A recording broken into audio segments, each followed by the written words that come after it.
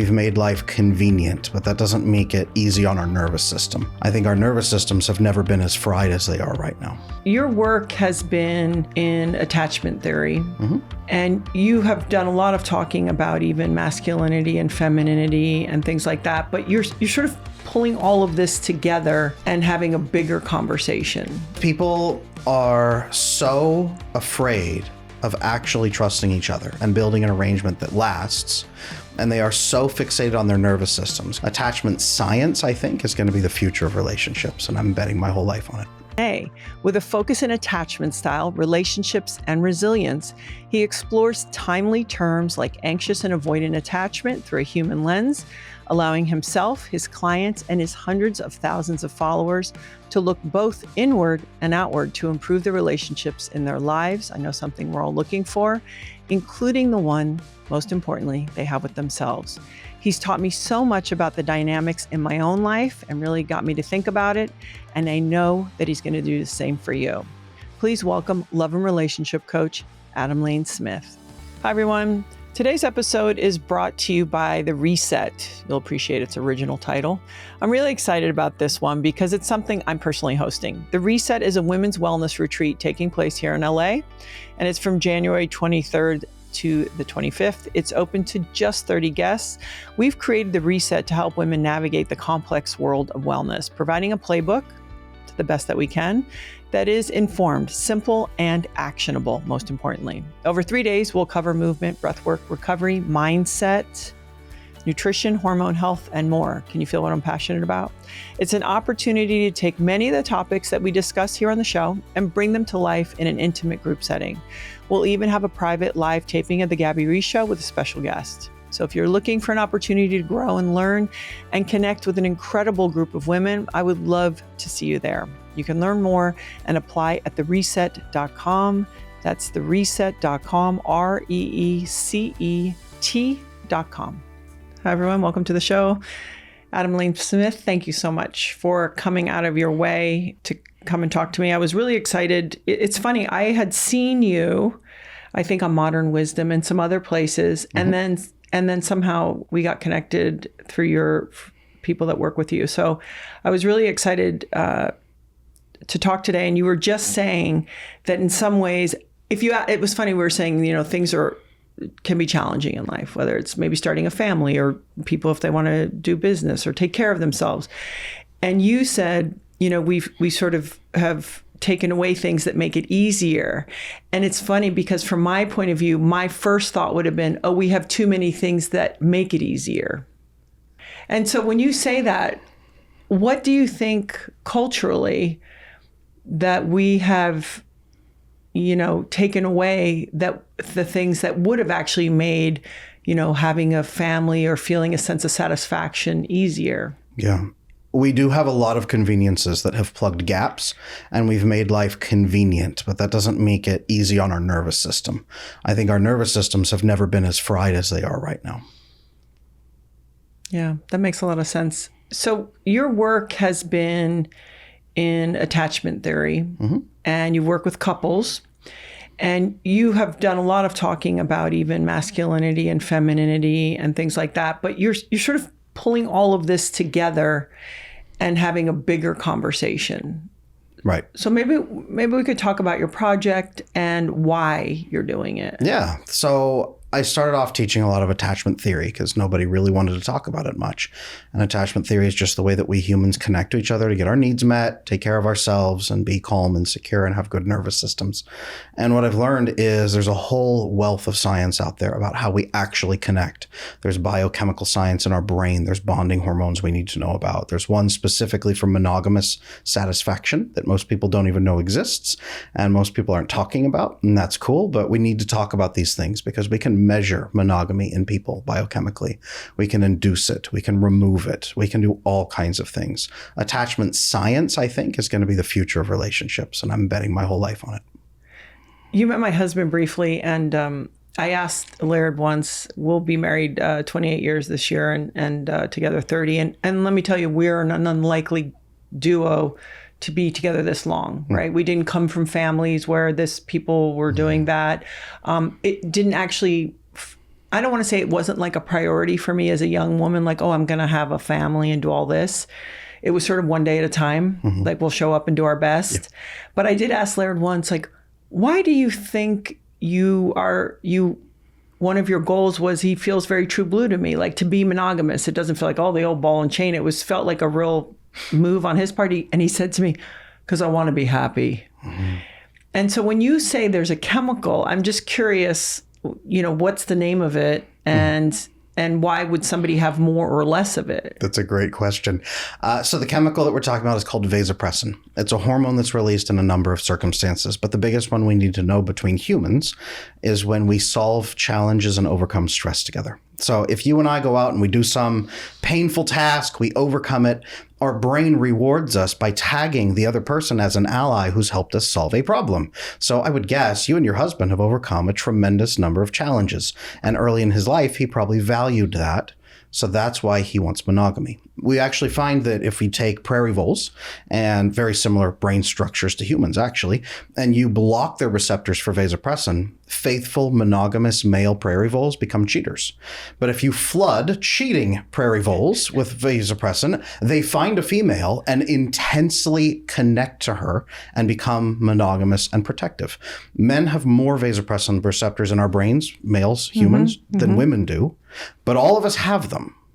And if we have attachment issues early in life and we get low oxytocin, the one that makes us feel snuggly and safe and a sense of belonging, if we never feel safe and a sense of belonging, those receptors shift to accept vasopressin instead because it preloads us to be ready to bond with people who help us solve problems.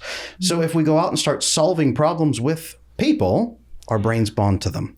You asked why some people have less of that than others, though, and that's because some people don't believe it's possible to solve problems with other people. They pull away and solve problems alone, shove their spouse out, or they just wait for their spouse to rescue them and solve all the problems for them. We have to be solving as a team, and that's where attachment science really comes in, is believing that we can do that. It's so interesting. I come from, I didn't even actually... and I'll just use myself and my family that I've created with my husband as examples, because they're two very different scenarios. Yep. So I grew up, my mother certainly did the best she could, but from 2 to 7, I didn't live with either one of my parents. And when I was 5, my father actually passed away. And then I moved back in with my mother from 7 to 17.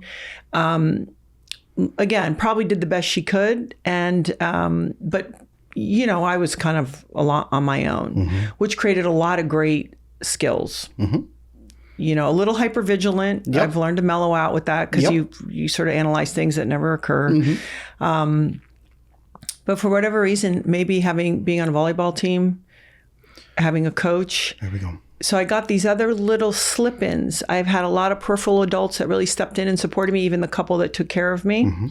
And so I started to understand the value, probably subconsciously, of other people and being grateful for, I think like the television will say, leave it to Beaver. This is how your life should be. And as a kid, I'm like, well, my life's not like that. But if you actually look sometimes left or right, you do have extra or bonus. And so I think through sport, that helped me with this cooperation aspect.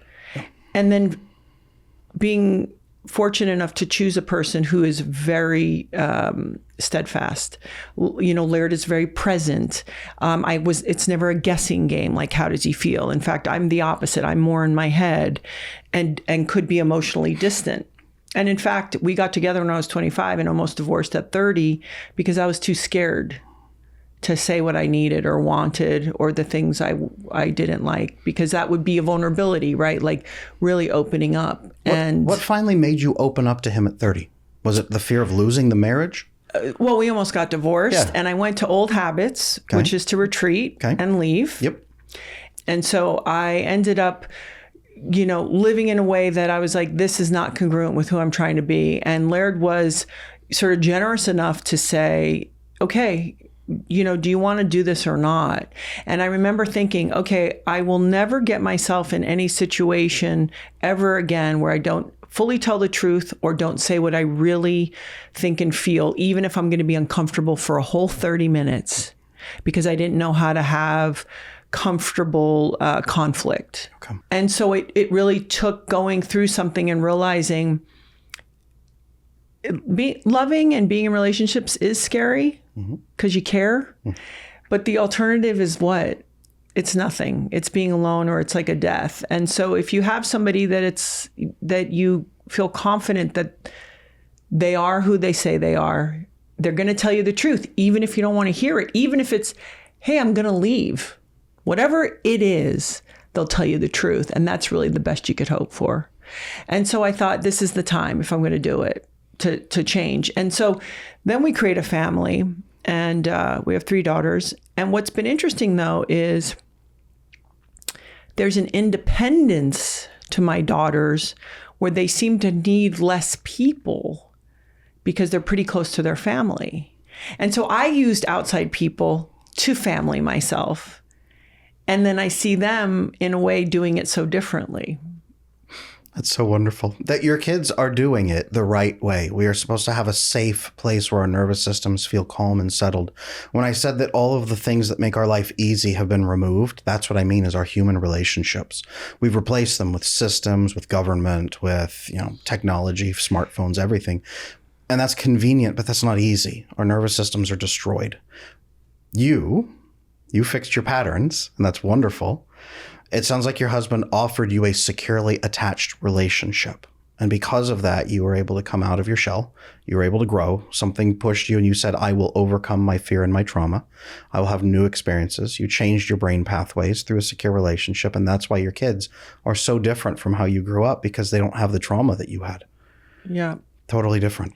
So when I was thinking about this conversation, you know how you have 5 children, you know that we come also a certain way into the world. So, okay, nature, nurture. Like there's a lot of traits I have naturally that it's actually why I was able. I'm not that smart. I'm not that strong. I just have some natural personality traits that it's like I could kind of work it out, if that makes sense. And from 5 kids, there's some things that we come with. They have personalities, true, but you get a best version or a worst version based on the environment that they're dropped into. They can come out really strong, really smart and amazing, and learn that no one will ever work with them and that people will hurt them if they get the chance. So then that kid can warp and say, I will hurt other people first before they can hurt me, and I'll take from them what I get. Or they can learn that people will work with them. They'll learn that conversation is helpful. They'll learn that they can talk to people and say, hey, if this continues, I'm going to leave. This is not okay. And that child will grow up loving and secure and then become a strong pillar in their community. It's based on how we nurture them, best or worst. That's attachment right there. So the attachment, you're saying, regardless of our personality style, because people are all, it is, I mean, I love it. Some are analytical, some are really heart-based, some are, all the things. But you're saying the attachment really is settled in the nurturing part more so? Yeah, let's do this. When a child's born, you're a mom, right? When they come out, did you do skin-to-skin contact immediately? Oh, yeah. Oh, and they're wiggling on you and they cry, and then you breastfeed them and you hold them and you kiss them and you promise you'll never let anything bad ever happen to them. I've seen my wife do this 5 times now, right? And when that happens, that child is learning, when I cry, you touch me. When I'm sad, you hold me. I'm safe, right? And it doesn't stop there. They grow up and they have millions of micro experiences with you that confirm that. You don't have to get them all right. Sometimes you mess up as a parent, but the consistency and the safety calms their nervous system so that they have lower cortisol as a baseline, so that their brain pathways remap away from the amygdala, the fear center, away from the limbic system. We develop their prefrontal cortex until the age of 25. It's continuously growing, the judgment center of the brain. If this happens, this is what I'll do. As we craft that prefrontal cortex, all of those brain systems are crafted by experience. Yes, your personality comes in, but it becomes shaped by your brain structure. We can say that your personality lives in your mind, but your brain is the learning computer behind your mind that directs it constantly. And you're either going to do what you're going to do and be afraid, or do what you're going to do and be safe and content. And that's where you can be brave. Your daughters are what you would consider independent. I would probably call them secure, healthy. They're exploring. They have a safe, masculine. I met your husband. He's very masculine. He's got a vibrancy to him. They're safe. They're secure. They have a mother that talks with them and listens. Yeah. So they have the freedom to explore. They're not in danger. Yeah. And I know you have your own story, and I feel like it's what's led you maybe to this work. Sure. And I would love to talk about that. But I want to also say something that Laird and I have done our best to be diligent parents and also things still happen. Mm-hmm.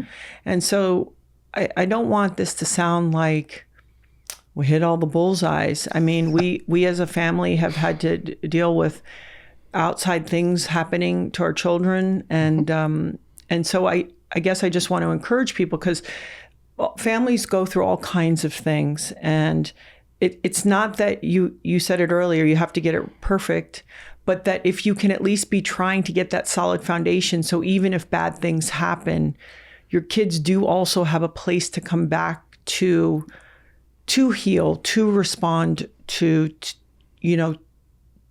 take care of themselves. So I just want to bring that up, because I think a lot of people go through a lot more things than we realize. Mm-hmm. And it scares them that, oh, this is going to be a problem, or they're going to be hurt forever.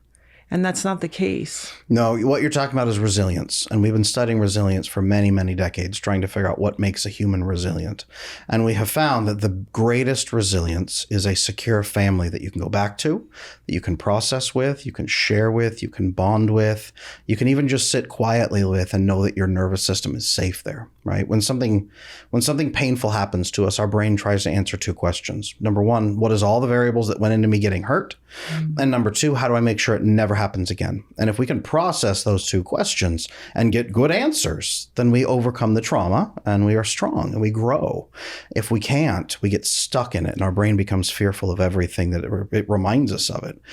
When we can go process with someone we trust, their brain can do some of that computing for us. They can talk through that with us. They can process it with us. We can also say, I don't know what happened yet, but as long as I'm with my family, I'm safe. And that gives you a safe shelter to come back to. So can you share maybe why you decided to get into this work? Because for me, when I watch you, you have a very analytical, I can totally relate to it. It's like, it's very analytical. It feels like it's happening, up in here. Mm-hmm. But you've kind of had to navigate some of your own real challenges. No, I did. I grew up here in California, actually, in a small town called Modesto, which we call Meth Dusto, because those are the only two things that come out of Modesto, is that. So not a great place to grow up in any way, shape, or form. And my extended family was really broken. A lot of adoptions, a lot of problems, we'll just say. Mm-hmm. Whole extended family network. There was a lot of things going on overall. So I looked around and all my friends had the same problems. Everybody had the same problems. And I couldn't stand it. Something in me, I just could not stand seeing so many people suffering. I don't know why. It's just what I was. So I started talking to everybody and listening. I was that kid that everyone else could come and talk to and could come and solve the problems and work on. And as I grew up and got older and older and older, people started telling me, hey, you could be a therapist. You could go talk to people. You can solve problems. I did end up going to school very quick. I got my master's degree in psychology, marriage and family therapy focus, but that's not where they put me at first. They put me taking murder confessions from death penalty inmates.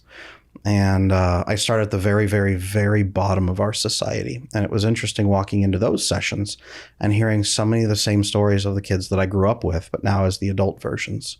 And hearing, why did you think this was okay? Why did you decide to do this?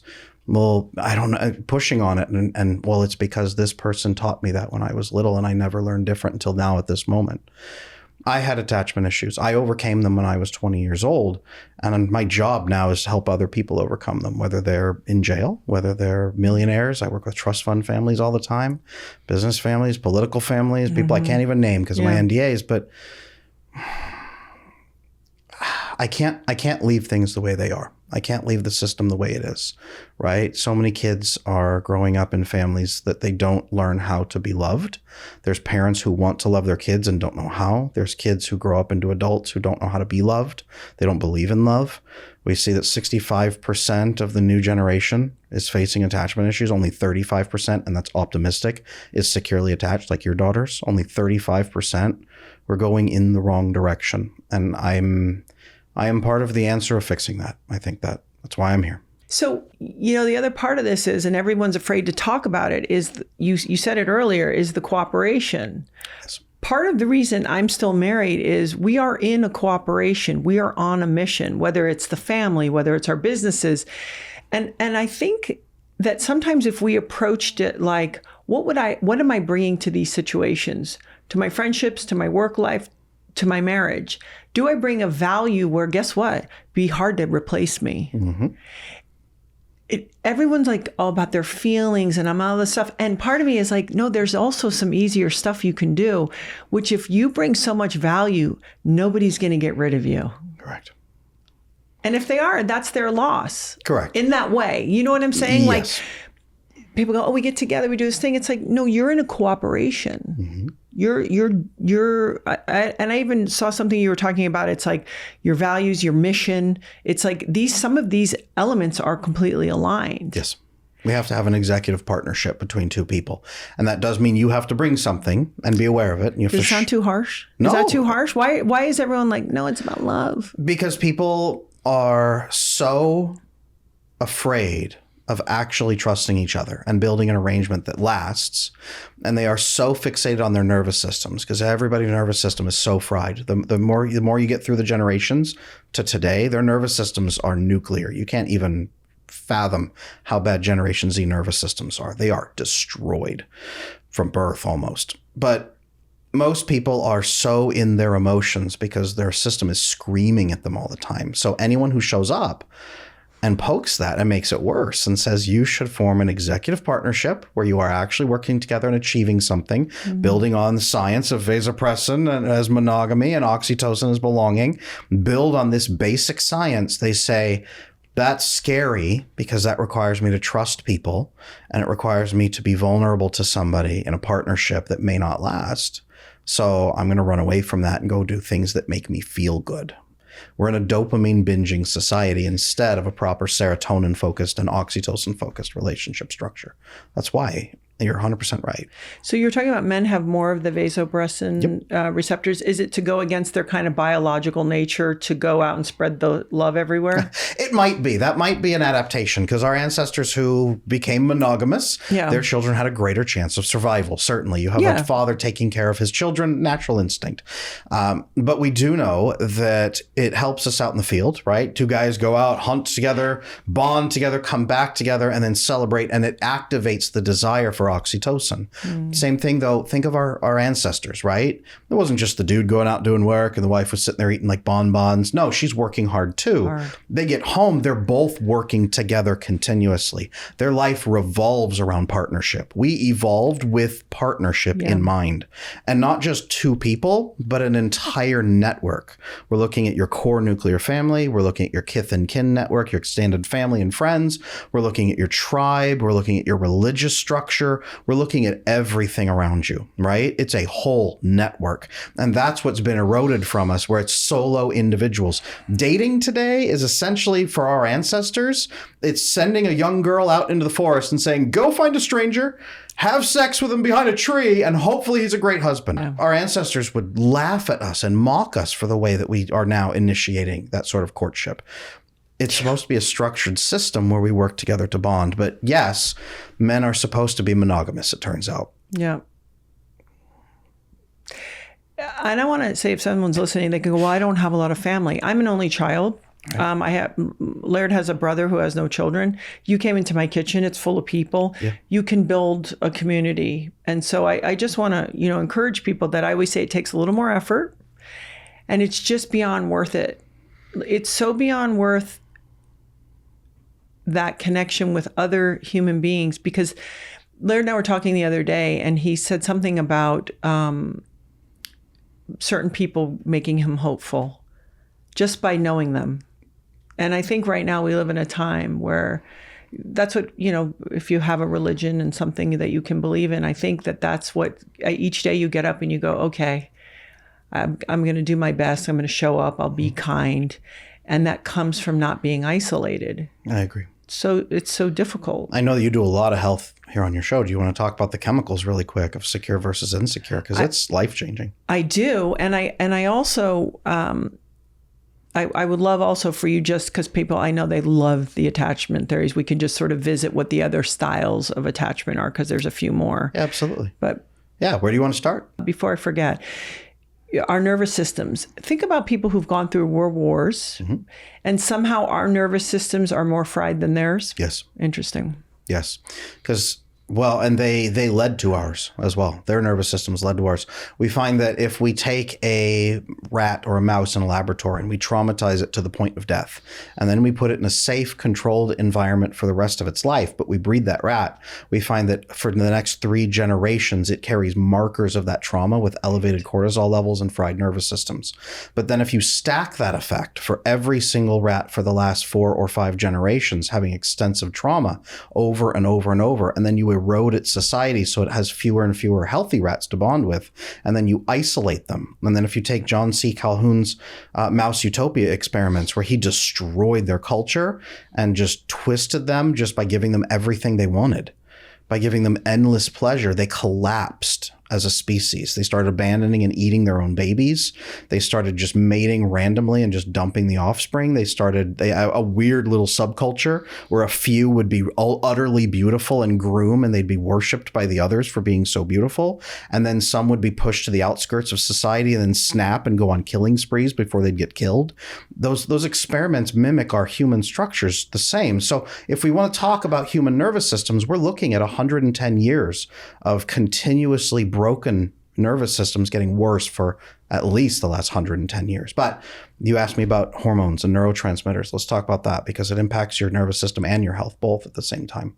Because I think if you're hearing this, or maybe someone's in the spin cycle and they don't even know it's happening, yeah. What do you do? I mean, like me, I could, sometimes I feel like in certain situations, certain people maybe are, I've done interviews on emotional intelligence, very, sort of like 25% of the people maybe have some kind of EQ or are kind of aware of their emotions. But let's say you're in this and you've inherited all this stuff that's not even yours, yeah. And you're in the spin cycle. What do you do? Well, for those people who are listening right now, the chemicals to show you if that's what's happening, and then the chemicals you're supposed to aim for to improve your quality of life. If you have attachment issues, what's going to happen if you're anxiously attached or avoidantly attached or disorganized, you're going to have low oxytocin bonding. Right? You're going to have low oxytocin, the bonding hormone that says, I'm safe, I have belonging, people love me, they care about me. If I get hurt, someone will come comfort me, right? Whatever it is, all that love and that connection that was your kitchen was full of it, right? Mm-hmm. All that oxytocin bouncing off inside that room. If we have high oxytocin, we have high GABA. GABA is an inhibitory neurotransmitter. GABA aminobutyric acid is what it's called. And it suppresses cortisol. So when we have high GABA, our brain says, I don't have to be stressed and scared because people love me. I am safe. I have a tribe, right? So our cortisol is crushed. If it releases at all, it releases very little and it washes it out very fast. Now, if we have this chemical cocktail, we take magnesium, a healthy and normal amount of magnesium, and we synthesize melatonin to sleep deeply at night. And we don't have insomnia issues. We sleep great, which means our human growth hormone replenishes adequately during the night. Mm-hmm. It means that our serotonin levels go way, way up. We go into what's called parasympathetic nervous system, which is rest and digest. We digest food better. We digest nutrients and macronutrients better. We generate more serotonin there too, as well. This means that our testosterone or our estrogen is going to go way up in a good way, and it's going to be high, and we're very fertile, and we feel very good. This means that our whole nervous system and everything improves. Our immune system goes up. Our autoimmune disorders go down. Risks of cancer, heart attack, stroke, they all go way down. In fact, even insulin resistance and all of this goes way down. We find that all 10 leading causes of death in America go down when you have secure attachment. Now, if you don't have secure attachment, all of that is reversed. You have low oxytocin, so you have low GABA, so you have unregulated cortisol that just rips through your system. Unregulated. So if you get a little bit of a burst, what would normally be like a bump feels like an explosion. You have an agonized nervous system that screams at the smallest intrusion. Okay. And it's supposed to be that way because your brain says, no one loves me. I'm alone in a dark forest surrounded by tigers who are going to eat me. Yeah. So your nervous system's supposed to be scared all the time. Now, you're not going to generate much melatonin to sleep at night because when the tigers are coming to eat you, you shouldn't sleep. So you'll have chronic insomnia, right? So you will overuse magnesium, by the way, which is depleted in American foods because of our commercial farming and everything we've destroyed the soils with. So we get almost no magnesium from the food we're supposed to anymore. Anyway, magnesium allows you to really hold thoughts in your brain and make jumps between different sections. So foggy brain is going to happen because you burn magnesium at an massively increased rate while not sleeping. Your autoimmune disorders are going to flare up and be extensive, right? You're going to have a lot of problems. Your immune system in general is going to be trashed and sick, right? Also, testosterone is going to tank. We've seen testosterone crush at least, is it 30% down, 40%? Yeah, it's 30 points down since 1970. And that correlates exactly to a adult human male who has extensive history of trauma and anxiety will experience about a 30% drop in testosterone. Yeah. Now, we want to blame it all on foods and soils and lead and carrying a cell phone in our pocket. I carry my cell phone in my pocket. I have 5 children, so that is what it is. But that crushed testosterone over the last 110 years, growing has really contributed to a lot. Now, if you have insecure attachment, you probably have chronic pain, chronic fatigue. Women get headaches, migraines at the base of the skull. Your muscles clamp down. Low magnesium means your muscles cramp. So you're going to have a lot more muscle crampings and pain. Joint degeneration from lack of sleep and from various issues. Again, chronic sicknesses, fibromyalgia, all kinds of medical issues are going to run rampant through your system. Here's the problem. Women are not meant to have to protect themselves alone in a forest against tigers at night every day and then hunt through the forest hoping some dude behind a tree is going to be her magic husband. That's not how our system's supposed to operate. So women are operating at worst possible case scenario for our ancestors. Your nervous system is screaming at you all the time that it is doomed and you are about to die. And that's why our systems are worse than they've ever been, because our society is built this way. And now we're churning these kids out like this over and over and over.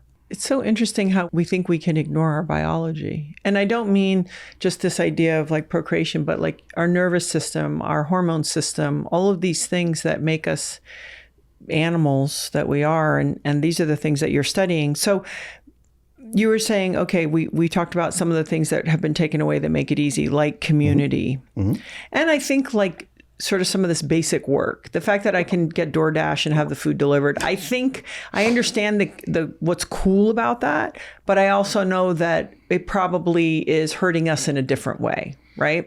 Yeah, getting dopamine on an app and then a sandwich arrives and then we look at it and we eat it, get more dopamine and maybe some serotonin is different from cooking a meal together, which releases oxytocin, vasopressin, and serotonin. And then we eat that meal together as a community and a rich serotonin experience. Yeah, that's hugely different. This podcast has been brought to you by Laird Superfood. I know it's not fair. Laird Superfood was started in my kitchen, so yes, I'm excited to share it with you. It was started about 10 years ago. Not only does my entire family consume it, but Laird and I work on every product. What goes in the bag, the testing, we have really strict guardrails, but forget all that. It is so delicious. We've got coffees, Peruvian high altitude, low acidic coffees. We've got delicious creamers, bars, greens. But the thing I want to share with you today is our instant category. Now, a lot of times people think, oh, instant. Believe me, not only do we not sacrifice on ingredients, but it is so delicious and so convenient. So let's say you're on the go. Maybe you're working in an office or traveling on an airplane or maybe heading to college. I love our instant category so much because all you have to do is add hot water. If you like to ice your stuff, you can easily do that too, but it's so easy to use. It has high level coffee ingredients with our creamers. We've got instant latte, instant mocha, our latest instant vanilla latte. It is so delicious. I'm not a real vanilla girl, but I love this instant vanilla latte. Why? First of all, we use real vanilla, no natural flavors, no artificial flavors, no weird ingredients. Just incredible ingredients, MCT oil, so really nice for your energy, that sustained energy. You don't crash and kind of get like caffeine up and jittery down. Just a nice, smooth delivery. And again, it's so simple to use. All you do is add hot water wherever you are. So if you've never checked out Laird Superfood, by all means, see what product suits your lifestyle the best. But I want to tell you, I love our instant products. And actually, pretty soon, in about 2 weeks, we're even going to have our instant pumpkin latte for those of you who like that little spicy bit. And if you're not a coffee drinker, I even have instant matcha, really, really trendy, and instant chai. And if you want to head to lairdsuperfood.com, and if you put in the code GABBY20, so it's LAIRDSUPERFOOD.com. And don't forget to use the code GABBY, GABBY 20 at checkout for 20% off your entire order. I promise you will find something that not only you love, but will make your life just a little tastier, easier, and more energized. So what other things in our world have been removed that really support us? Biggest one that flashes to my mind, and you asked me about it earlier, was the masculine-feminine dynamic. We are built for it. We are designed for it. And we have tried to erase it in the last 50 years of social conditioning and engineering. And it's now disappeared, but it hasn't really disappeared. Our nervous systems are screaming for the masculine-feminine dynamic to come back. This must be a very popular part of your message. Definitely so. Yeah. We have a lot of people coming into our coaching program right now, and we have a lot of husbands and wives, and they're high level executive or political or whatever it is. And it doesn't matter where they are in their walk of life. The wife is not happy because she's in her masculine energy all the time, even in the home. And the husband's trying to let her just run the show and be happy, but she's miserable. Or the husband is over squashing everything, but not being truly masculine. He's being very juvenile and not serving the family. And so then she's in her masculine against him. And so there's this endless dynamic that nobody's happy because no one knows how to be masculine and feminine together, connectively. I heard this interesting thing where it was sort of like, if you're in a relationship, you sort of have to play fair in this way of, for example, I can be at work and be in a masculine energy, but in my home, unless it's twice a year, I'm always in my feminine energy with my husband. It's our agreement. We didn't sit down at the table and agree, but it's like we've agreed somehow that this works better. It's biology. Something's bloody and dying. Guess who's on deck? Okay, congratulations. Oh, sweetie, here's your food. And I got some plane tickets organized, detail stuff all dialed because it's easy for me, right? And so I always enjoyed the ability to explore and express both sides, right? To be of service to my family, be it tiring, annoying at times. It's wildly satisfying, right? It's supposed to be. Yeah, when you lay your head on the pillow, you think these people, and then you're like, I love them so much, and they're such a pain in the ass, and it's so great, and okay, because it's also like it's one of the most important, like, real things you can do, and you really get to know yourself, and again, to be of service, right? And then to go and work and be like, I don't have to, I'm not baking you a cake. Like, this isn't going to work for me. Sorry, let's do it again, or let's get it better. That ability, it's like wearing pants, wear a skirt, like, do all the things. And somehow we've really become afraid to develop that. So if you have a couple that comes to you and maybe they didn't have good examples, and they go, hey, you know what, we want to do better. Okay, give me a scenario. I'll play it out. It's a dual working couple, because now we have people that in order to even pay the bills, most everybody has to work. Correct. Seems pretty tough. Yep, correct. He's tough too, but when he comes home, he goes beta, and she stays alpha. Okay. And then my assumption would be she doesn't want to have sex with him anymore. And the assumption would be he resents her. And then she's like, why doesn't he take control? But then she's holding on to the reins, right? Let's just say. And then he's saying, well, I'm being told that if I'm going to be a good male and a sensitive male, then I will oblige her, and everything gets confused. So how do we unwind that? So we understand what our nervous systems are designed for. We are designed for gender roles, and people get mad at gender roles. I know they do, because they think that gender roles are assigned based on value of who is more valuable or who's better, and they're not. They're assigned based on specialization of brain and nervous system. That's all. This house crumbles without me. Yeah. Don't kid yourself. That's fine. And no, but I'm saying, like, everyone's like, oh, the male, the feminine. I'm like, oh, no. You guys have it all wrong. And I really appreciate that distinction because our world says, oh, traditionally he made Jing and she keeps a home. That's not what we are talking about. No, it's not. It's not. The system is designed thus, right? Our ancestors, the masculine is designed to build a perimeter around where nothing bad can come in. Build a safety perimeter, and then go outside of that perimeter, acquire resources, come back into the perimeter, bring resources home. That's the masculine's job. Perimeter for protection, resource acquisition, okay? Now, it's more complicated than that. But inside the perimeter, the feminine nervous system is supposed to stay inside the perimeter and be calm and safe all the time. because that ensures maximum fertility, safety. Oxytocin is interesting because it entered our genomic code specifically to allow lactation and live birth. Okay, so women need high oxytocin, but when we're stressed out with cortisol, oxytocin receptors close like this. So the female nervous system that is stressed out is no longer fertile, and she begins burning energy barely to stay alive. Autoimmune disorders, chronic pain, fibromyalgia, insomnia. She begins degrading. All of the reproductive cancers are tied into that. Women can enter their masculine. They are versatile that way. They can, but they shouldn't have to. And it should be voluntary to try to get more, not for basic living. Yeah. So the masculine is safety. There are 4 levels of safety a man must provide in a relationship for a woman to be able to calm her nervous system enough to enter her feminine state and then restore 4 levels of peace to that man and fill the inside of that perimeter. This is what we're designed for. And again, women can do otherwise. But then we see, like today, 25% of American women on psych meds. We see an explosion of reproductive cancers out of control. We see an explosion of chronic pain. We see an explosion of unhappiness. We see all of the epidemics running through the female world right now because nobody's drawing a safe perimeter.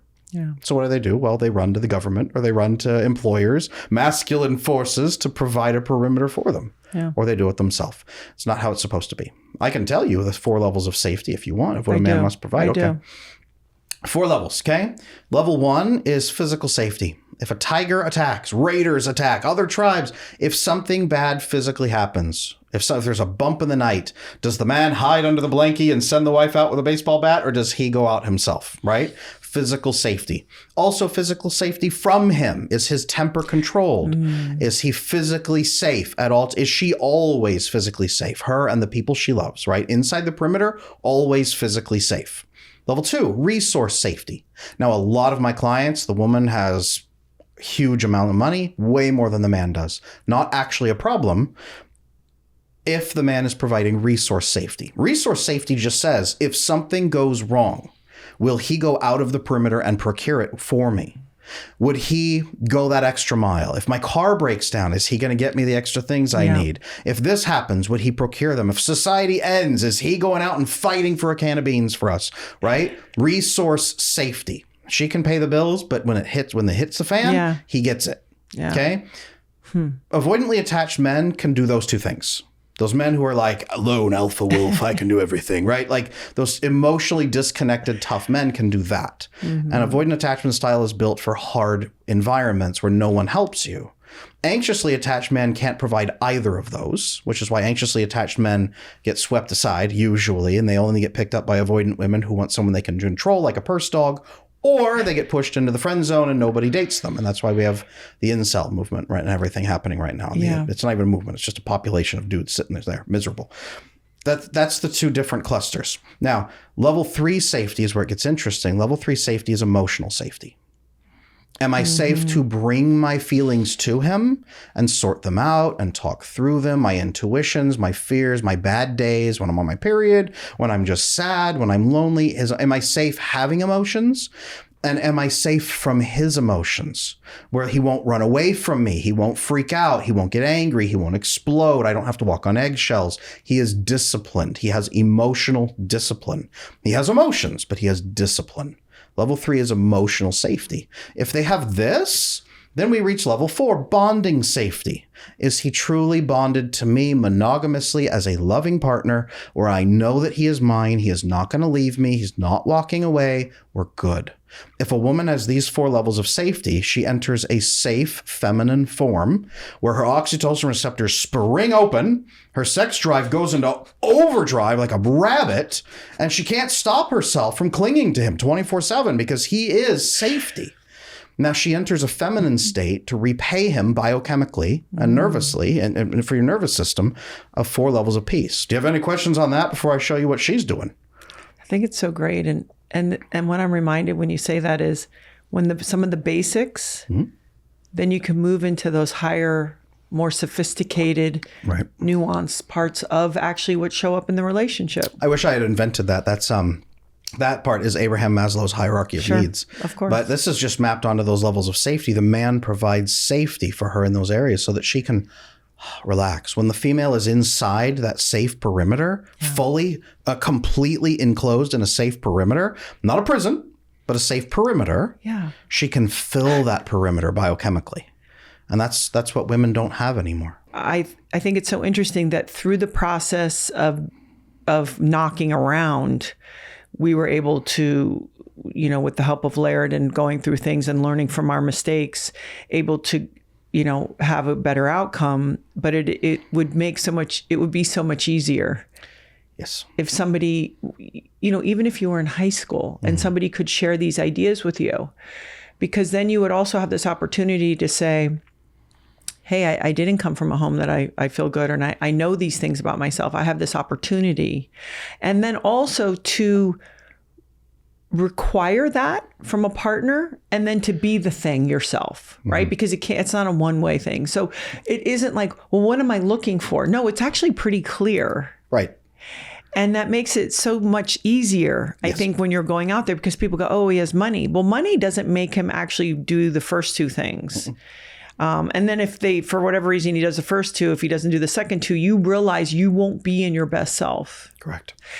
It's so simple. It is. It's so simple, and yet it's so hard to find.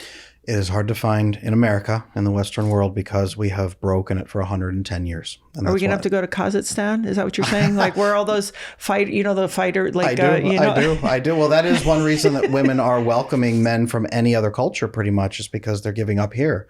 The female nervous system needs safety above everything else. Women will do almost anything for safety. That's really what it's at. So we need to bring that back. And what's fascinating is a lot of the young people, Gen Z, even young people, are flooding in to my channels and begging me for more information because they're learning this now. Yeah. They didn't get this. Everything I'm doing, I'm glad it's going to be on the internet forever, because whatever happens to me, the information's there. Yeah. And they can start learning. So we are going to turn that around. But mostly what women need to understand, 10,000 years ago, if you asked a woman, what kind of man do you want? She would say these 4 levels of safety. They know, yeah. And then you'd ask, what are you going to give him? That old question, what do women bring to the table? 4 levels of peace. She would name them. She'd rattle them off. Do you want to rattle them off? I want to hear the 4 levels of, I would chop it up. I'm sure I would hack it up. I'd love to hear the refined way. Let's do it. Let's measure you, because you're doing this because you're married to that man, right? You said you got married, you almost got divorced at 30, and now you've had a great marriage. And I saw him again, man. You talk to him, you're like, hello, sir. Like, that's the energy. It's good. And that has allowed you those 4 levels of safety because you're in his presence. So then you probably do the 4 levels of peace. 4 levels of peace. First is when he comes back into that perimeter, she creates a safe, calm environment. Is that what you tell your wife? Honey, calm. No. Calm. Even if she's bubbling with energy, it's calm. He doesn't walk in the door and you start screeching at him and crying and falling apart. Yeah. He's given you safety. Create a calm space. Be a calm person. That there's a calm aura from you. People speak to you. You are regulated, meaning your nervous system is regulated. Receive his safety and then use it appropriately. Yeah. Level 1, calm. He is calm, and everyone's calm in your presence because you are calm. Level 2 is gentle. This does not mean silent in any way, shape, or form, but gentle of speech. Hey, there's a problem. We need to talk about it, but we are going to solve it. Let's not worry about it. Let's fix it. Yeah. Level 3 is loyalty. Yes, sexual loyalty. We'll get that out of the way, but loyalty based on when there's a problem, you are instantly on his side. Yeah. It's not, all right, buddy, how did you let this happen to us? You are a piece of, no, it's not me versus you. It's, okay, we're locked in. I'm right here. What are we doing? Tell me what we're doing. Here's the problem. How are we solving this? What are we doing? You tell me where to shoot, right? You are locked in loyalty on tasks, right? Building vasopressin. There's that. As you are building that vasopressin, there's loyalty. And then level 4, most women, even with insecure attachment, they can fake it through the first 3, right? They can give him some gentleness. They can give him some calm. They can pretend to give him some calm with enough Prozac and wine, right? And then they can be mostly loyal by not complaining that much. But level 4 is impossible unless you have secure attachment, which is executive partnership. You offer him full executive partnership. So if he's the CEO in the home, he's the chief executive officer, facing problems, solving problems, right? Like always on the front lines. You are the chief operations officer. You keep everything running. You tell him when there's problems. You bring every problem to him and dump it on his desk and don't let it leave till it's solved. You don't let him march you off a cliff. You talk with him, but you're gentle, you are loyal, and you are calm, respectful, right? Like these are the attributes of a queen that we're really talking about, not a servant. That's right. You are calm, you are gentle, you are loyal, and you are an executive partner. A woman can only offer this in her calm, regulated nervous system, which is why the man must go first. It's funny. My husband has always been willing to go first, but he did also say something to me early in our relationship that was very important for me and liberating. And unfortunately, when I had met Laird, about a year and a half or 2 years in after we met, his mom passed away. But this will make this line make more sense. He said to me once, I was saying something to him. I mean, you can imagine I have a bossy, it's funny. I'm very, kind of tough in certain ways. So it could turn into some other things. And he said to me, I had a mother and she died. And what was really liberating for me is, oh yeah, I'm not his mom. I'm his partner. And it was really important because it took all that lens that women we get naturally to mother everybody and everything right off the table. Yes. It really was helpful for me because I never even got the impulse after that. Because I was like, this guy is not going to put up with that. No. Yeah, I did a video just on my YouTube channel recently about 7 signs you're mothering him. And the women in the comments are just blowing up. Like, I had no idea I was mothering him. And they're walking on eggshells because he's failing to provide 4 levels of safety. Yeah. And she's making excuses for him. She's making decisions around him. She's trying to appease him. She's barely scraping out just like, please don't leave me. And I will do all 4 levels of safety for us and all the levels of, she's doing everything, man and woman. That's mothering, right? That's death for everybody. It is death for everybody. And I only bring that up because it's very simple, the way it was said to me. And it was very quiet and it was very direct. Yeah. And I was not confused about what the message was. No. And what it did for me was actually more important than what it did for him. True. Because I was like, got it. That makes sense. Yeah. And so if someone, because I do feel it's confusing and I think women, I don't need a man. No, of course, nobody does. But if you're going to choose this way, and everybody's taught to work hard and women are doing better in college and better in school. And then, and men are going to their parents', basements. She's out there, she's killing it. He hasn't been trained or taught from the village how to create these 4 levels of safety because you learned it from your father and the uncle and the guy down the way, and we've lost that. So now we're here. If you have a couple that comes to you, what are the first steps of a guy who thinks by being more beta, he's being a good guy, right? Because this is what they're taught. I know. Bad masculinity, bad. I know. And they're not wild, and they're not shooting arrows and learning rough play and all these things. It's all gotten very like, I'm a programmer, and they've learned all these other things. Right. How do we help them?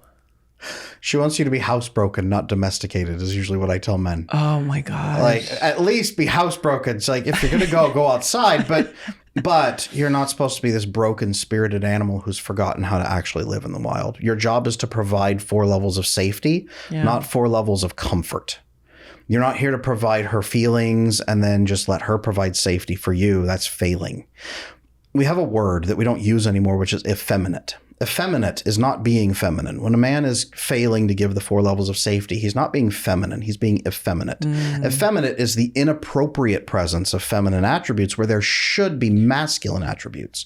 These men are effeminate in a variety of ways. And I'm talking everybody from anxiously attached men who are people-pleasing and trying to please women and doing chores. We call it chore play. Well, I did all the chores in the house, my lady. Please have sex with me.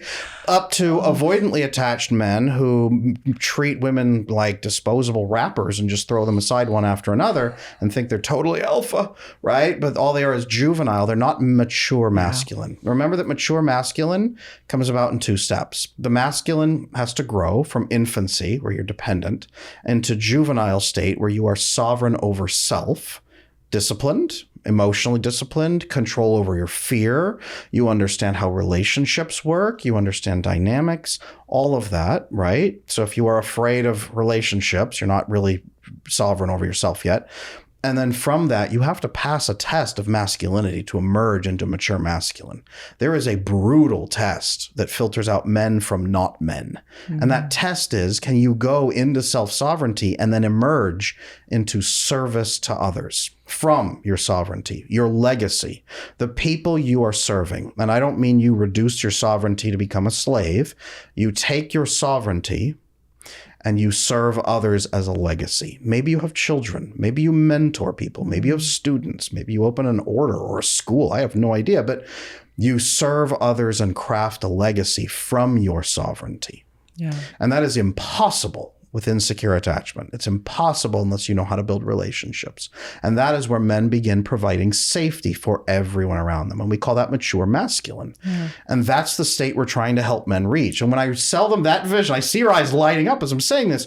When we tell them that, they go, yeah, I want to do that. And we say, okay, well, where are you at in your masculinity? Let's map it out right now. How's your sovereignty? And then how's your legacy? How's your relationship structure? How's your attachment? How's your brain working right now? How's your hormone levels? Where are you at? And we really give him a vision of where he's at as a man and then where he wants to be. And we help him build into that. And usually if he has a wife, one of two things happens. Three, actually. Let's do it the third, the awful one. He either gets laid more or he leaves. Well, so either what happens is, interestingly, in 76% of cases, we find that when one partner makes a positive change, the other partner eventually mimics it. Yeah. 76%. Okay? What we found through all of my work with me and my team is that when a man begins making this change, either his wife is so joyful, like she just can't leave him alone. Yeah. Like her sex drive triples. She is hanging on his every word. She's suddenly like a little schoolgirl, just following him around, drawing hearts all over her notebook. She cannot get enough of him because she feels so safe. Her oxytocin receptors have sprung open. She's no longer emotionally, mentally starved and biochemically starved. She's entering a very, very healthy, fertile state. Even if she's 75, she's entering that state. It's funny. Or in the cases where they come to us almost too late, where she's angry, she's hurt, she's resentful, she's burned out, it's been 20, 25, 30 years, she gets meaner for a while, but only... Oh, it's like, now you want to do this? Right. But she gets meaner because he builds so much hope in her. And he has failed so many times in the past when he promised to change. Now she gets mean to see if he's going to fail. She tries to make him fail before she gets enough hope. Yeah. And if he can persevere through that, we see this switch where then she enters that state where she's peaceful and loving and intimate after that. It never fails. The only time I've ever seen it fail is where the wife exhibits extreme personality disorder traits, where that level of safety becomes angering to her. Someone providing safety sounds like danger, and she gets angry and begins attacking him viciously and shreds the family because he's emerging into masculinity, and that's fully threatening to her. Those are the only times I ever see it go that badly. So it's something to do with her personality and maybe her attachment style, and so she needs to blow that up? The most extreme version of attachment issues is personality disorders, where your attachment issue has grown so strong it has actually changed the way you function and the way your brain functions. It changes the empathy centers of your brain, changes your amygdala, it changes your prefrontal cortex, your everything shifts with personality disorders. You mean you've adapted to how you've attached to this person and it's impacted your personality? If you are a child growing up in extreme, brutal conditions where you learn that survival is everything and that's it, your brain, through extensive repeated traumas through childhood, can grow into severe attachment issues and then grow into what we now call a personality disorder because it has taken over you. And you no longer question your behaviors. You no longer question the justice of it. You no longer question the rationale. You simply push through and survive in every circumstance. Good circumstances are actually the most threatening and angering because then they'll reveal you right? just start taking from other people. They don't have those centers of the brain connected properly for empathy and connection. They don't have lucid moments where they say, I don't know if my behavior is justified. I don't know if this is okay. Maybe I shouldn't be doing this. That doesn't occur to them. It simply is push forward, push forward, push forward. And their nervous system is always screaming. It's interesting. I always say every relationship, and I encourage my daughters to do this, ask yourself what you're getting. There's only one relation. And it could be, hey, when I talk to Adam, I learned so much, or the way he lives inspires me. I'm not talking about, a thing. Mm-mm. I said, there's only one relationship you never get to ask that, and it's a parent to a child. You just don't, right? I always tell my kids too, like, hey, listen, you don't owe me anything. Mm-hmm. If you come here or you have a relationship with us, it's because it's good for you. Mm-hmm. And it's good for the life you're going to build. But I think there's something really interesting about being aware that it's like, what am I contributing to this situation? And also, what am I getting? And I think when people do that both ways, it kind of keeps you on your toes in your game a little bit. Mm-hmm. Where you're like, oh, I could do that better or do this better. But that right there, that's the element of a secure relationship, is being able to do that on the table in a non-threatening way, where it's not, all right, what do you bring to the table? Right? If you do, or my favorite, well, if you do this, I'll do that. Right. It's not, I'm going to give as little as possible and get maximum. Mm-mm. It's let's thrive together. Yep. Because when our nervous systems, what's funny, our nervous systems as humans, they link up. Yeah. And being calm in each other's presence actually makes us both better for the rest of our day. Yeah. This conversation you and I are having, I'm going to be better for this for the next week. I'm going to be good. Yeah. You hopefully will be too. We're going to pump because of this. When you spend a good day with your husband, the rest of your week flies, right? Yeah. There's biochemical things that we give and get. You get that from your daughter. You get a richness from your relationship with her. That is what you get. That is compensation. Of course. And in a securely attached relationship, we can put all of that on the table and say, this is what I get from you, and I'm joyful for that. Am I giving you enough? Is there anything else that you need? Yeah. And we can both be generous to each other and say, is there anything else you need so that you're optimized and you're flying? Yeah. Right? Because then we create a multiplier effect. Secure attachment, only in secure attachment can we do that, because we're not afraid the other person's going to rob us. We don't open our wallet and say, is there anything else in here you need? And they're like, yeah. No, they're like, hey, how much do you need? Because I don't want to take everything you have. Yeah. How can I also give to you? We both open our wallets to each other and we're like, who needs what? And we take care of. That's a secure relationship. Only in that structure are we built for that. That's what's missing for most people. I heard one of my daughters say that she feels that really only people could hurt her if she allows it.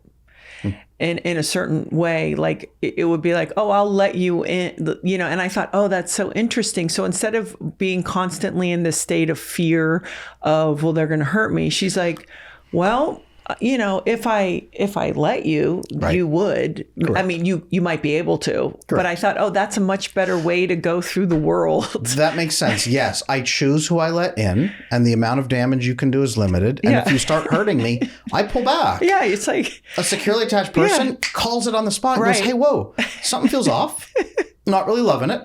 What can we do here? How can we shift? And then we can make a shift. And if the other person goes, well, I can do anything I want. Interesting. Yeah. There's the gate, right? We push back and we begin building that wall. And that's what you've taught your daughters. Yeah. They just, it's sort of also the way it's worked out with them. But I'm curious, as women have, you said, generations of us now, to be sort of in their masculine. And you hear, I don't need a man. And of course, I can be a complete person without my husband. That's not what that is for me. But what would you say to a woman? I have a friend, she's in her early 40s, and it's really interesting. She got married later in life.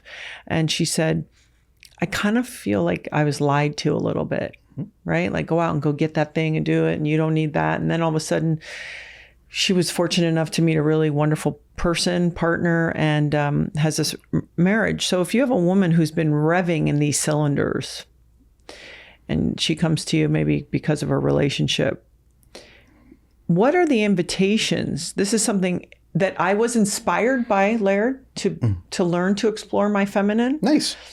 But how are you able to do that on your own, or does it actually take the other person? Yeah. No, my answer to women who say I don't need a man is, well, neurologically and biologically, yes, you do. But technically, you could survive for a limited amount of time without a man, sure. But then you have the government being the man for you and your employers being the man for you. So go on. Yeah. All right. Neurochemically, yes. To thrive and survive, a woman does need the masculine protective force. Yes, she can be that for herself and completely destroy her nervous system, live in chronic pain and suffering and agony, and die probably 15 to 20 years earlier. Yes, she can do that. Right? 100%. If she chooses to, she totally can. What if she's in a marriage and she hasn't really surrendered in this way? Because for maybe a myriad of reasons, he hasn't. Now he's working on it. Let me ask you, is he worthy of surrender yet?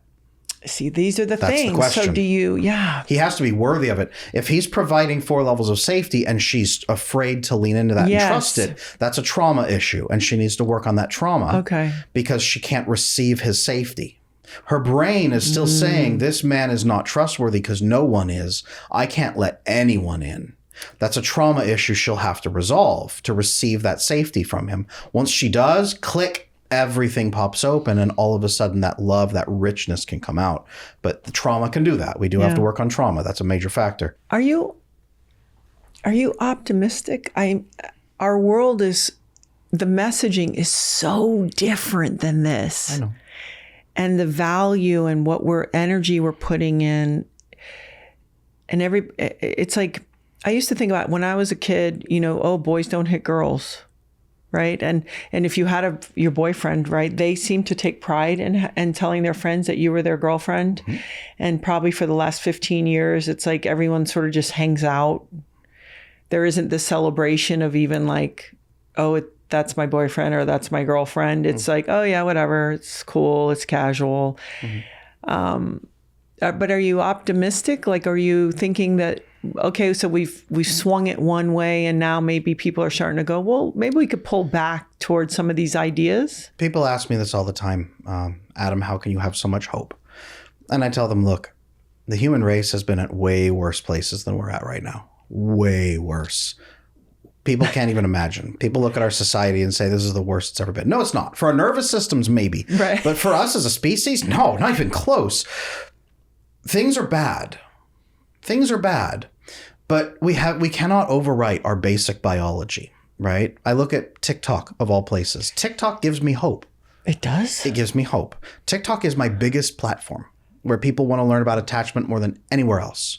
Because there's a giant hashtag on TikTok, many of them, about women who are tired of being in their masculine and they want a masculine man who builds the perimeter. Sick of being in my masculine. Go look up some of these hashtags. Is that for real? It's for real. The women on TikTok are clustering together, and Instagram, about how they hate being in their masculine and they don't want to do it anymore. Yeah. And so they're calling men to a quest.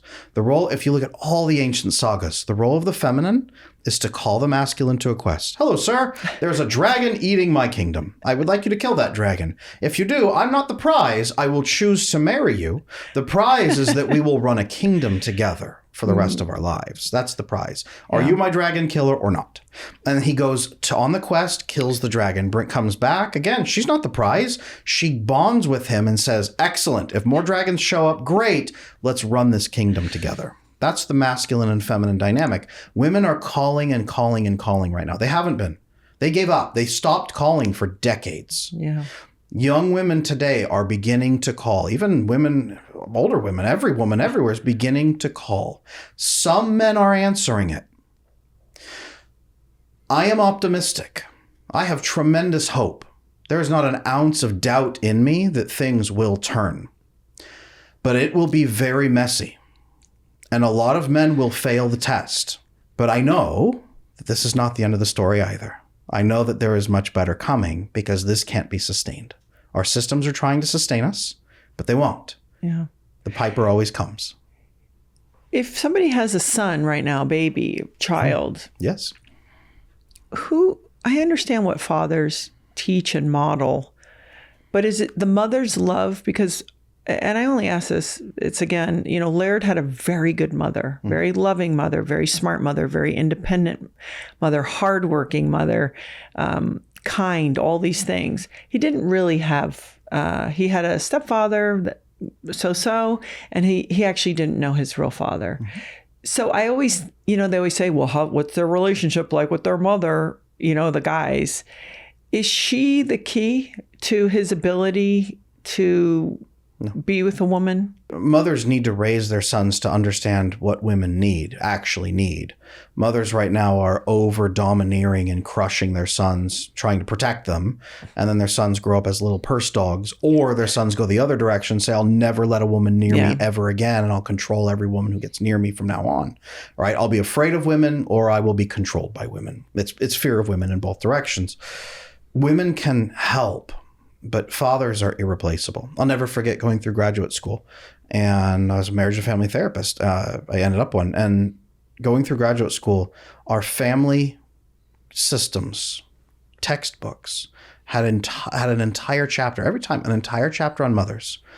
And I'll never forget flipping open the most famous and most used book, and I found a 2/3 page about fathers. And that was it. In the whole book, 2/3 of a page about fathers. That's our society. We have young men who don't know how to be men because there are no men around them. Yeah. Female teachers, no uncles, no grandfathers, no cousins, no brothers who are strong and healthy, no fathers who are strong and healthy and ready to go. They have no masculine leaders. And we've torn down all the old stories. We've torn down the sagas, Star Wars, right? Luke Skywalker is now some pathetic, worthless dude who lives on a rock and tries to kill children now for some reason, right? Han Solo is divorced and broke and pointless and stupid and failed his family, right? We've torn down the old heroes. Who are men supposed to even become? How do we even become men anymore? That's the question they're asking. But it's funny. When I go in and I talk to a man of any age who has not yet really passed his test in manhood, and I say, do you want to be a man? There's a fire in their eyes. There's a hunger and a shame that they're not there yet. And then when I talk to them and say, what are you most afraid of? Let's build a plan to face it so that you're not afraid anymore. And who are your friends? Who are your brothers, right? Gilgamesh had Enkidu. David had Jonathan, right? We all have that other man. Who is your other man? Yeah. But don't look to women to solve your problems right now. Don't get a girlfriend to rescue you. Don't get a wife to take care of you and mother you. Who is your other man? Where are the men in your life? And why are you not taking your place with them? And when we connect men with other men and give them the strength to face their fears and then give them hope that their life has meaning, then all of a sudden they cannot be stopped. And all of a sudden, they're an attractive, healthy, secure man who suddenly every woman in his environment has lifted her nose and her tail and is very attentive of him. And we take guys who haven't had a date in 10 years into guys that are happily, joyfully married. Super important. I've really benefited a lot from masculinity. I've had so much great, mature masculinity around me. And one thing I want to remind people too is, if you are in a partnership and sort of you're looking for that change, you said something earlier that Byron Katie said to me, like if you want to change your environment, change yourself. So if you are in a partnership, that is the most powerful first move. If you want more love, be loving, right? It's sort of, people forget that. It's like we're all wheeling and dealing. And the other thing I believe to be true, and I'd love to see what you think, is if I really am looking for something from Laird, I usually get it from my softness, but also I hit the mark. There is an expectation in my house. Let's not be fooled that I'm going to hit the mark. And if I'm loving and kind, not transactionally, but just that's my gear, it's sort of like, it's amazing where it's like, oh, I wish she would secretly like do more of this or that. It just kind of starts to happen. It isn't through force or demand. It's sort of maybe putting it in prayer and saying, oh, that maybe this would be nice, or I wish this for him. But it is my lovingness and my tenderness and my understanding that mobilizes the most change, not my will and my force. And so the 2 times or 1 time a year that I kind of slap down a line, it's hurt. Yeah. Because I mean it. And it doesn't even have to be loud, but it's like, oh yeah, hey, like that's too far. And so I guess I want to encourage people not to be afraid of the power of throwing more love and understanding at something, especially when you know someone is really genuinely there and doing it. That's why it all comes back to secure attachment. Is the other person capable, and will they meet us in the middle? Yeah. And are we capable, and will we meet them in the middle? Yeah. And if we have that, like you said, then we're not naked. Then we're not vulnerable. Then we're not scared. It's no longer a gamble. Now it's just a certainty. When you invest your money here, you get a 10 times return. Cool. Yeah. I'll do that. When you form that level of connection like you have with your husband, everything shifts because now there's no risks anymore, right? Can you have that connection without going through some stuff, though? You can grow up with it. Oh, lucky them. Yeah, the 35%. If that. I know. I know. 35% have that. That's higher than I thought. I know. And yes, you can. But otherwise, you have to grow together. Yeah. You have to have conversations. Conflict is inevitable, but conflict can either lead to cooperation or it can lead to confrontation. If you continue to move toward cooperation, you build vasopressin by solving problems together. Even having hard conversations and resolving them together gives vasopressin. Even that does it. We're built for it day and night. So if people come to you and you know pretty quickly because you've worked with couples, you're thinking, oh man, like you'll be like, oh, these people are going to pull it off. They seem willing. They're going to meander through. We'll give them some tools. You know, we'll talk about attachment style. They'll go do their homework. Because it is interesting how what seems impossible to navigate when you get outside, you know, experienced help with some very important, homework and some exercises to do, you can get easier quickly. Oh, yes. Especially when you're willing. Yeah, the research shows, because I work with couples, mostly actually I work with individuals who want to change themselves and then change their relationship. But their sneak attack. Well, yeah, it is. Even single people. But the research shows that if you really invest in changing a pattern, that your brain pathways change at about 58 to 63 days. 58 to 63 days to change one major pattern. So if we take your pattern with your husband, for example, if a woman comes in, 58 to 63 days to change her over-controlling masculine behaviors and shift those out. Now she wants to grow really powerful feminine behaviors. That's another 58 to 63 days, but we can master that. Maybe she has a little bit of a stress problem and doesn't manage her stress well. 58 to 63 days. Let's grow that skill. Can I go off on a little bit of a rant just for a moment? So I used to be a therapist, right? Yeah. I resigned my license because they wouldn't let me coach internationally.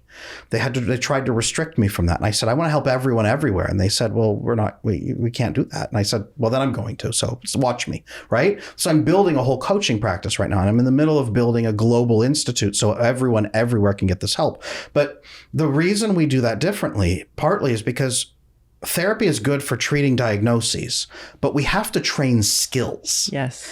And therapists have turned into subscription friends who encourage you to take medication, and then you just come and talk to them. They replace your aunt, your grandma, your friend, your priest. They replace everyone, and you just visit them once a week and don't feel better. I had a client the other day. They came in, they said, I went to therapy every single week for 20 years, and I did the math. $100 copay if you have a big deductible. That's $5,000 a year if you go once a month or once a week. And over 20 years, that's $100,000 of subscription friend. And she had very few other relationships, very few friends, very few anything. $100,000 to not get better and feel utterly alone. Yeah. That's therapy right now. So skill training is all of where it's at. So when they come into us, we train their skills. We match their experiences. We build new experiences. Your brain shifts when you have skills to create new experiences and outcomes that you need. That's what we're looking for. So anyone out there right now who's struggling with that, look at your skill gaps. Just where do you not have skills? Where do you feel overwhelmed? Where are you confused? Where are you afraid? Where do you not know what to do? Sit down, make a list of fears, a list of guessing, a list of unknowns. You said something earlier. One thing you like about your husband is there's no guessing. No guessing. Everything's known. That's where a woman feels most safe. Where are you guessing? Where do you not know what to do? Where do you not know what to say? These are your gaps. Yeah. Start plugging away at those skills. Find someone who can train you. Find a trainer, find a coach, find a therapist, find a mentor, find anybody who can train you in the skills you're missing. Use those skills to craft new experiences with better outcomes, right? Which reprogram your brain pathways, which give you all those biochemicals we talked about earlier: oxytocin, vasopressin, GABA, serotonin. Crushes your cortisol, reduces your need for dopamine. We actually find people with secure attachment are resistant to dopamine addiction, which is fascinating. Yeah, because you can put it down. You don't need it. You don't need it. You're so much rich. You don't want to guzzle sugar water because you're eating rich serotonin meat and potatoes every day. Yeah, you don't need the sugar water like other people do. So Skills, experiences, change your brain, change your life. That's the pathway. Simple. I think it's so exciting because, again, everyone can do it. Anyone. And I really am sensitive to people have really grown up with a lot of hard things, and they can make it better too. Because I sometimes feel like they go, well, that's just, what my favorite. Well, I'm just not that kind of person. I'm like, okay. Right. This is just how I am. And it's like, well, right now, but I was born traumatized, right? Yeah. It's the same thing. Yeah. No, I love it when my clients come in and they're in their mid 70s and they're like, Adam, I'm just too old to change. And I'm like, I tell them the story. One of my favorite clients ever, she was 78 years old. She came to me with terminal sickness. She had a year to live. Oh, she wanted to clean it all up before she went up. Broken attachment, right? Yeah. A lifetime of abuse and suffering and trauma. 3 daughters who had abuse and suffering and trauma. Like, she said, I got to turn this around. I'm going to die and leave them broken beyond belief. And that's all that they'll remember of me, is that I just let this happen. We spent that year just building skills and then having experiences with her daughters, not even to make her happy, but to pass on that knowledge to them. Yeah. Because then what happened is their family shifted and grew, and they started trusting her, but then trusting each other. Then the grandkids started getting involved and trusting each other and building and connecting and building secure attachment and love. Yeah. Then they started having conversations they'd never had. Then the great grandkids, the little ones that were crawling around, started growing up in a different environment. So by the end of our year together, by the time she passed away, her family was thriving. And I think sometimes it may not be that you can make it all right, but you can leave it better for the next group to then continue on and do it better, and for people to heal. And that's what we call legacy. Yeah. That's what we call legacy. So important. Give better to the next generation so that they are better because of you. Yeah. That's the richness of our life. Justin. Yeah. Do you think you're an avoidant attacher? Not anymore. As of like what, this conversation? Yeah. As of now. Fixed. Boom. I'm still stuck on the little voles and the prairie voles. The monogamous. Are we never gonna have like monogamy pills? Do you think? Oh, that's a good question. So the research on this is fascinating. We do think that Viagra will be replaced by oxytocin nose spray up the nose, because oxytocin drives specific arousal toward your partner. We find that when we do this attachment work, men suddenly can rise to the occasion faster and more robustly, and it drives a stronger erection and a stronger orgasm as well at the end. So we find that when men do this work, they don't need Viagra anymore. So that we do think that the research shows that probably by about 2030, maybe 2033, that they're probably going to replace Viagra with oxytocin spray. Now, if you're asking me if we're going to have vasopressin spray, we might, but I will say that by just solving problems together and having hard conversations, we don't need it. It builds monogamy in us as long as we solve problems. Avoidant people have a problem and they pull away secretly in the night and solve it before anyone can find it. And then they come back and say, oh, what? I was just over there. I didn't do anything. Nothing's wrong. They solve problems alone, so they lose vasopressin opportunities. And if they would simply step in and have conversations and co-solve together, we wouldn't need vasopressin pills. Life is stressful enough. There you go. You're both looking at each other. You scared, Justin? You scared? We're great. Did you hear the pitch in his voice? A little bit. I'm fine. That's okay. Well, I just want to kind of do a few more rapid fire, because people do love attachment style questions. I can talk less. That's that's not about you. That's me. I prefer not to talk that way. But these are, things that I just thought we could kind of hit before we let's do it. Wrap it up. I love these. How would somebody identify their own attachment style? Oh, okay. And is it in their daily patterns? Like, where does it show up? So I do have a quiz on my website. It's free, adamlanesmith.com, to get that test and do that. But honestly, it's very simple. Okay. Mm-hmm. Do I feel like the scum of the earth? And do I have low self-esteem? Am I worthless? Do I feel like I have to please other people so that they'll take care of me? And am I afraid of abandonment? These are signs of anxious attachment. Mm-hmm. Okay. Anxious attachment is I am the problem, and no one will ever love me, and I'll never get better. So I have to make people happy. Is that the toughest one? It's one Or of the except for the sociopath or the personality. That personality one seems pretty disorders are the toughest. Yeah, I've worked with a lot of them, and I actually love working with them. But anxious attachment, they're the first to jump in and learn my information, but the hardest to turn because they believe they are so unlovable. It's very hard for them to let go. Yeah. And this whole idea of love myself first is garbage. You have to be loved by other people first. You really have to. But you can grow self-respect first, which is the key. Interesting. Not self-love, self-respect. That's anxious attachment. Okay. Avoidant attachment is, I don't need anybody. I am a lone wolf, alpha male in the forest. I'm cool. I will punch down trees, or I'm an alpha female. Nothing will bother me. It is, I cannot solve problems with other people. Your prefrontal cortex overdevelops to squash emotional expression so that you don't feel your feelings. Easier to dissociate while you're in pain that way because you anticipate always being in pain. Yeah. High performing, usually. They feel safe when they have money because money doesn't betray you or lie to you or run away from you.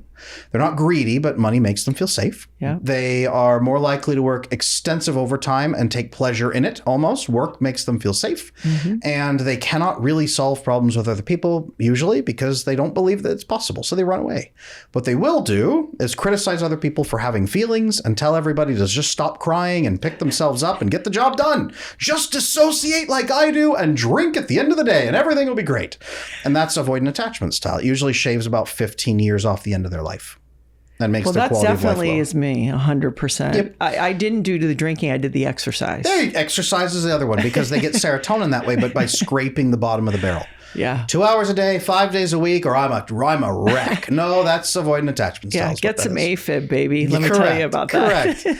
And you can be both. And most people ask me that question. You can be both anxious and avoidant. And that's a higher level of trauma where your brain broke and broke and broke and broke and broke and said, I'm never going to be safe. So I have to be highly adaptive because I never know what people will throw at me. And I've actually, as I've updated the field of attachment theory, I pulled out a new subtype no one had ever found before. Because we always talk about disorganized as loud and explosive and controlling and like flip it back and forth. They call it fearful avoidant. It's very noticeable.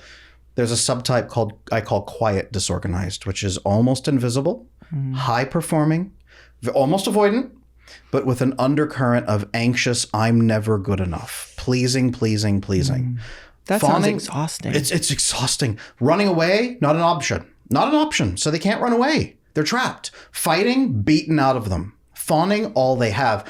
And then we look for the freeze response. When they get pushed into stress or they have a partner who's unhappy with them, they just freeze, they lock up. Broca's area, the speech center of their brain, can shut down so they can have selective mutism during certain conversations.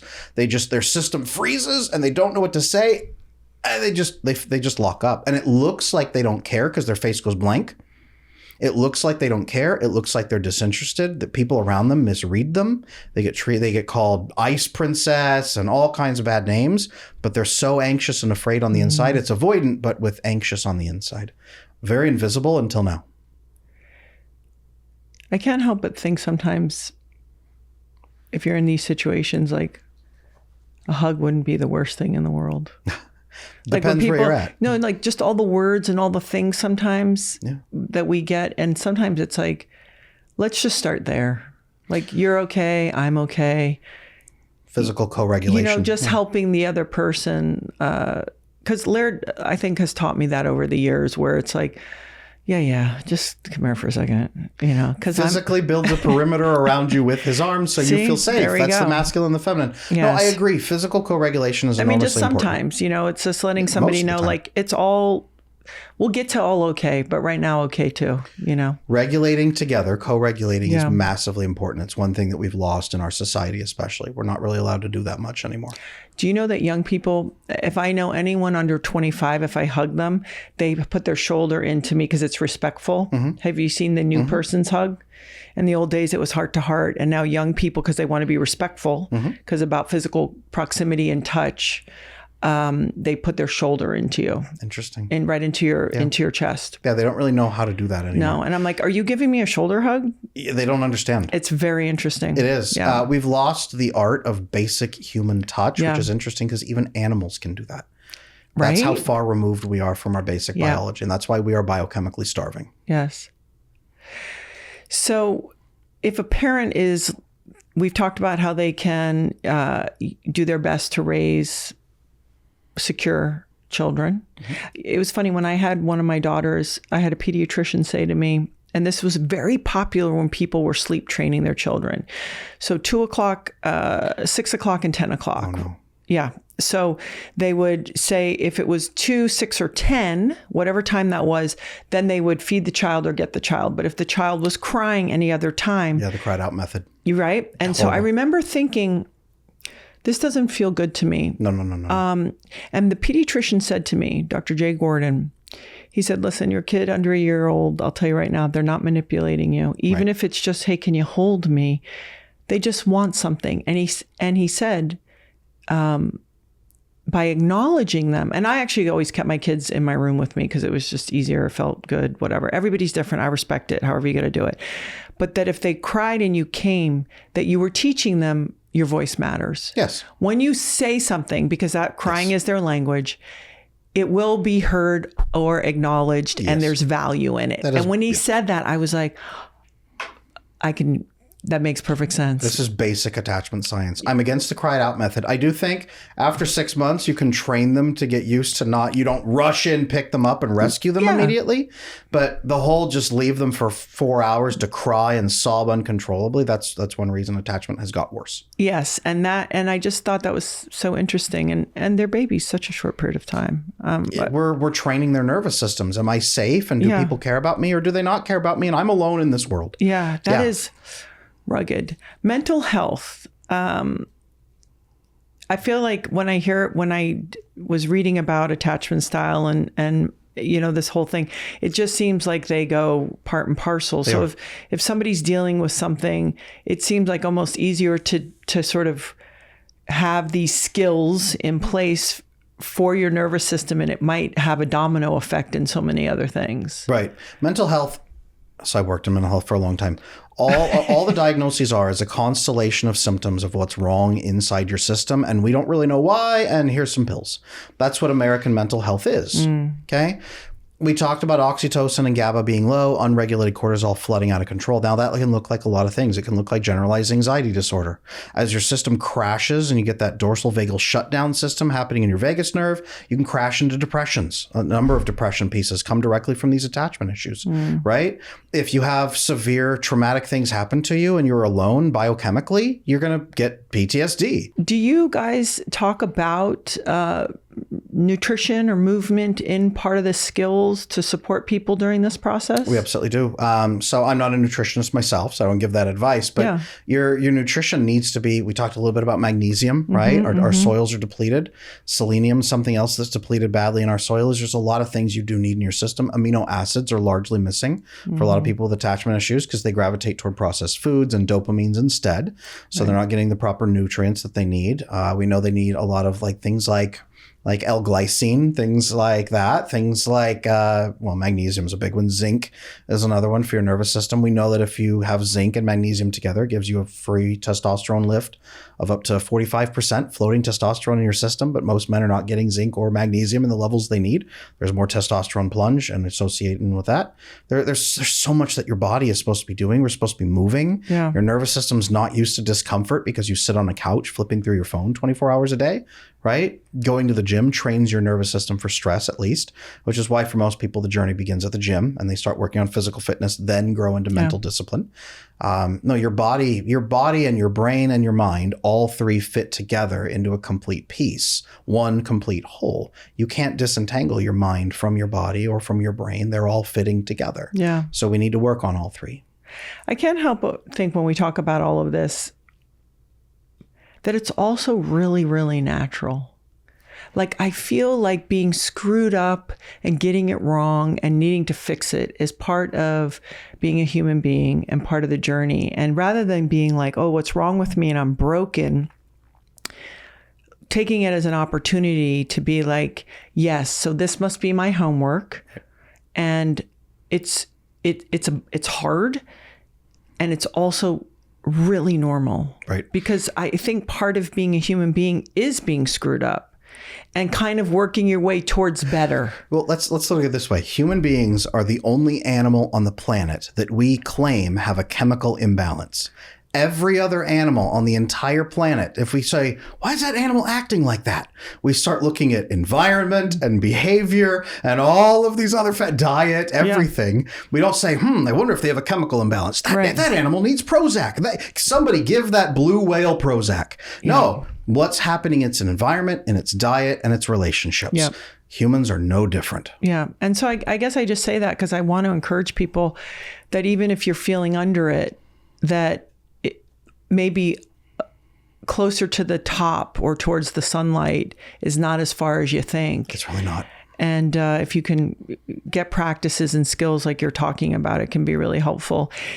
Is there anything that you do on a regular basis to support your own practice because you've had your own journey? Is there things that you do that are supportive to kind of keeping you tuned up? Absolutely. Every single night, 9:00, everything shuts down. My assistant is dead to me. My business partner is dead to me. My phone goes away, and I sit with my wife, and we hold hands, and we talk, and we laugh for at least 45 minutes so that I can get that recharge from her feminine energy, because the feminine I need it. I need to grow in it. It actually allows men to release human growth hormone during our sleep and our serotonin levels and everything. We need that. So that's what women bring to the table, is health and life. So I need that connection with her. She needs it with me. I have family mornings, family breakfasts, family lunch, family dinner. It's built into my schedule. Even when I travel, I'm on with them doing video calls and all that. At least three times a year, usually like 5 times a year, I fly and see my best friend. And he and I just like fight and wrestle and laugh and have a great time and be men together responsibly, right? We get our families together usually during that. No, never. No, honestly, because we have no desire for that. I know, but that's, I'm joking. A lot of people would hear that and say, yeah, come on, guys. I have no desire. I have no desire for that. Well, but that's what I do is my relationships. My relationships are my medicine. And when you fix your attachment, your relationships become medicine in your life too. Yeah. There we go. So, Adam, just share all the places people can find you, and then also when is your school? When will it be done? I mean, you have books. Will people be able to sign up to take courses? I have everything right now. Tell me where all the places. Absolutely. So to begin with, I'm on YouTube. I'm at Attachment Adam on YouTube. I'm also at Attachment Adam on Instagram, where I have a lot of free information. I'm Attachment Bro on TikTok for the younger crowd. I'm on every single platform if you look for Adam Lane Smith, but the best place to find me is adamlanesmith.com. I have courses on there. I have how to build a secure marriage for people. I have how to love an avoidant man on there, which works for avoidant women as well.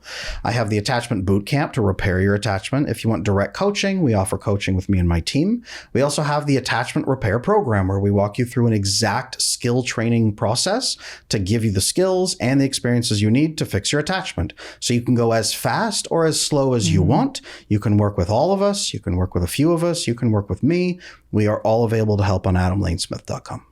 You got a lot going on.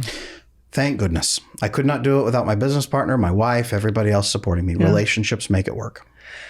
Well, Adam, I really appreciate your willingness, because you know, in this day and age, this is like sticking your neck out a little bit. I know. And I really appreciate it, because I think if we're going to be of service, it's just reminding people about kind of who we are just as animals and the science about us. Because as we're merging supposedly with technology, we still are these biological creatures and we haven't changed. And so while we're here for such a short period of time, maybe giving people other tools to build their life on and around. So thank you.